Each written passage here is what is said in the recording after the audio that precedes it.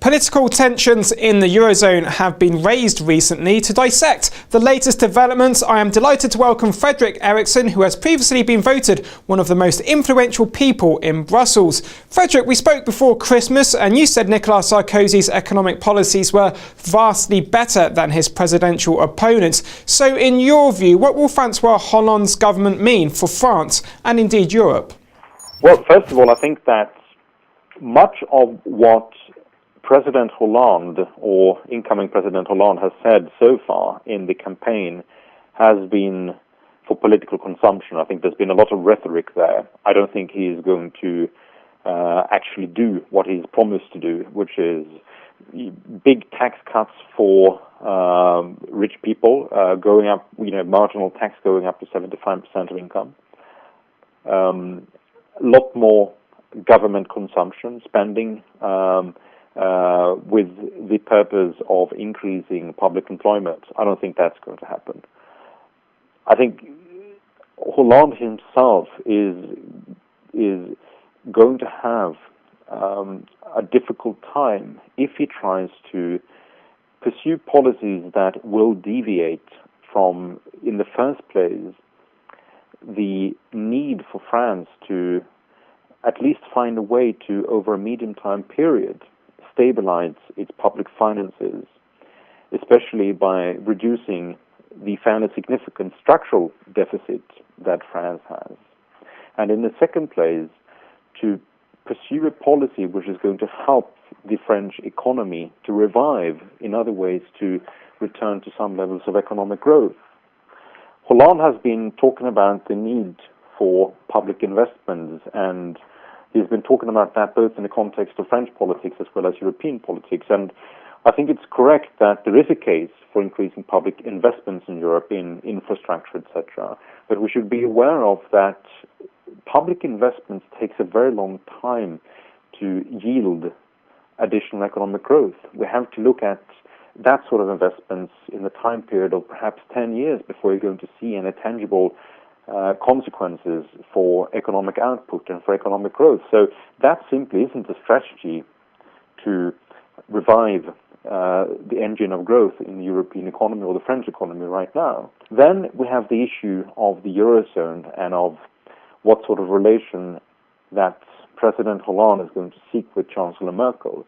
And yet again, I think that's an issue where we're going to see Hollande having to climb down with the high-minded rhetoric that he's been having about the insufficiencies, about the fiscal compact, even the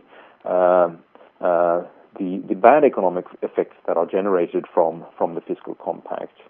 I think Chancellor Merkel can very safely assume that Hollande himself, if he deviates too much from Germany, is going to be punished by financial markets to such an extent that he also will have to basically take cover behind Germany in order not to see borrowing costs to rise too much. That was in effect what President Sarkozy did last autumn.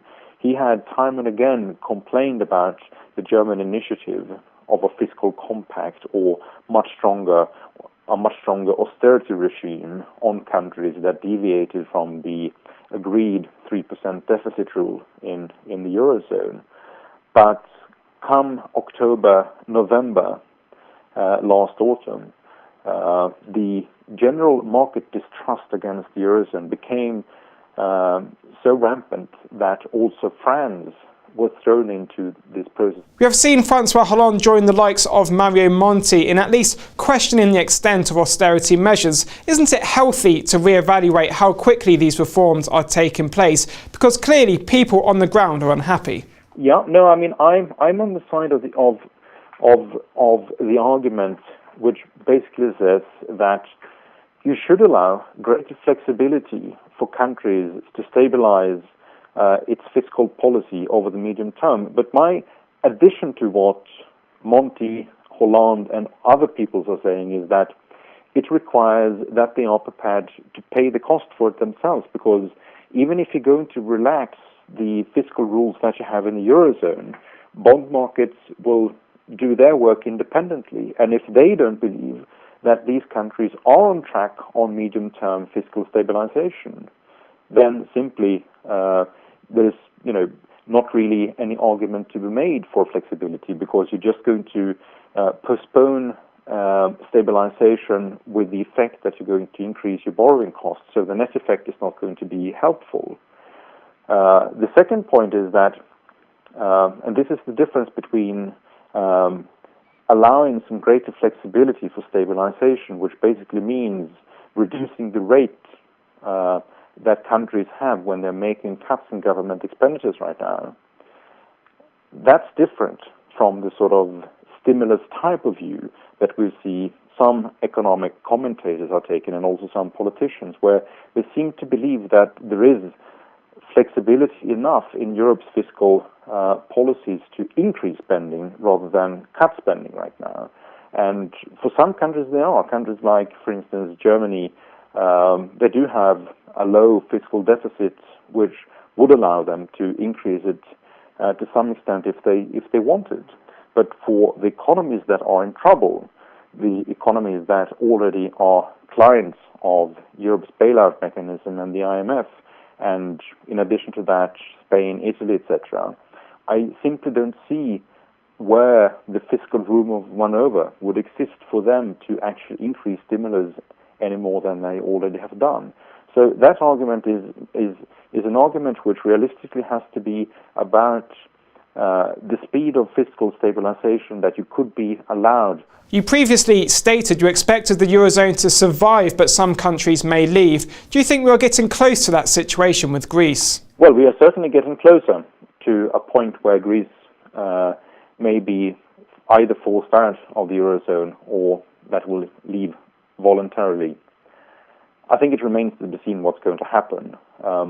I think this was an election which, of course, was about austerity and the discipline that has been forced upon Greece by the Eurozone and the IMF.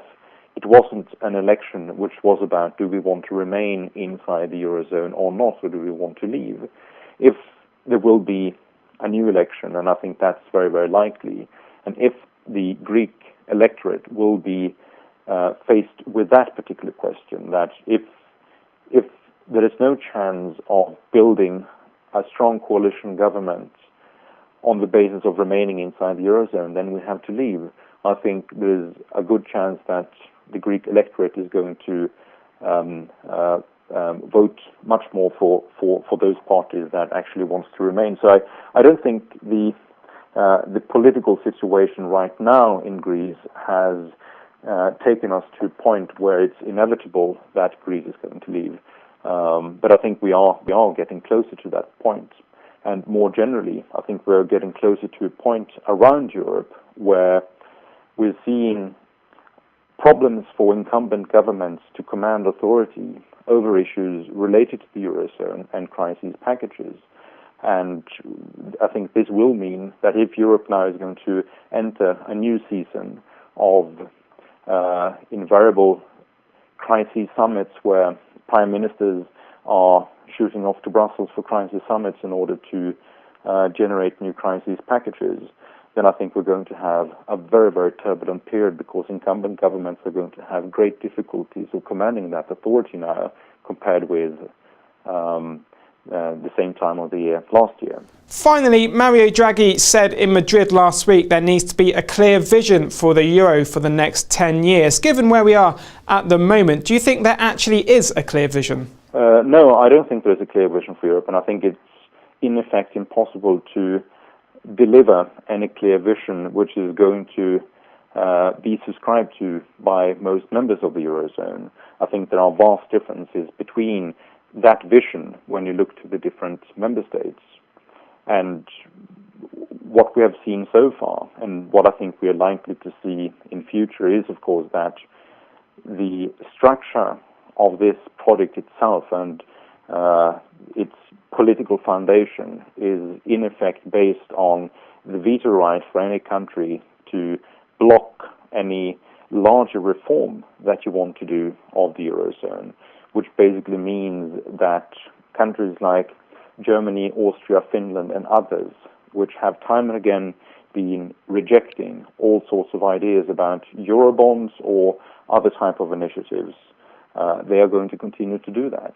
And I don't think we're going to see any large structural policy change or structural institutional changes of the Eurozone going 10 years forward. I think we're going to see integration and stronger cooperation perhaps in derivative areas like fiscal policy, competitiveness issues and so forth. Perhaps we're going to see a much stronger growth compact coming at some point, but that's different from the sort of large institutional redesigns of the Euro project that many countries are favoring, including Italy, Spain, France.